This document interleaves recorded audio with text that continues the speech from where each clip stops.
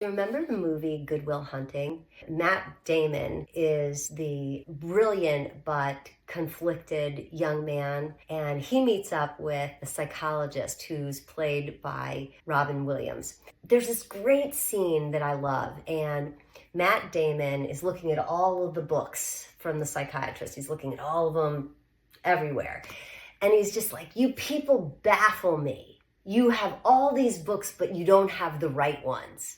And the psychologist says to him, "Well, what are the right ones, Will?" Will starts to talk about these arcane, unusual books, but very good books. And that's kind of how I feel about my books. My books here are all about mind, body, and spirit, the studies that have been done, all of it. And this is just a bit of it. There's so much more. What blows me away is that my doctors, or your traditional doctors, are not going to have any of these books. None of them. Not one. For example, look at this. Your oncologist, does he have Radical Remission by Kelly Turner? They should. This is an amazing book. Radical remission is a medical term that basically is for people who beat it against all odds, like me. The percentage chance that I am still alive 13 years with no cancer or no issues is unbelievable. But she studied people like this. For 10 years, she went all over the globe and she found people who beat it anyway. And then she asked even further questions. What did you do to get there? Oh, what a great smart decision, right? She put that together in this book, and she found that there were some similarities with every one of the survivors. And she has it in this book. Phenomenal book. Your doctor will not have it.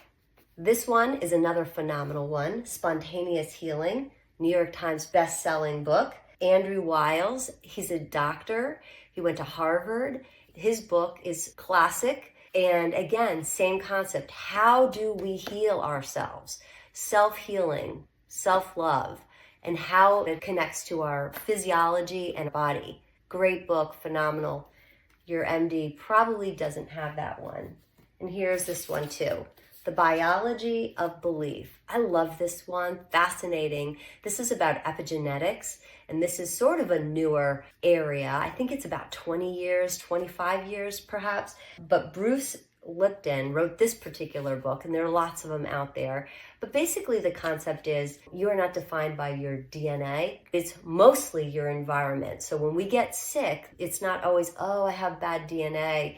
And that may be, there might be circumstances, but they say the vast majority, like 92% of the reasons that we get really sick and then our DNAs wake up is because of our environment.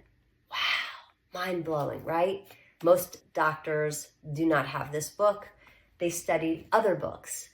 So, of course, you've got my book, The Case for Hope, what I learned on my journey from cancer to wellness. We can heal.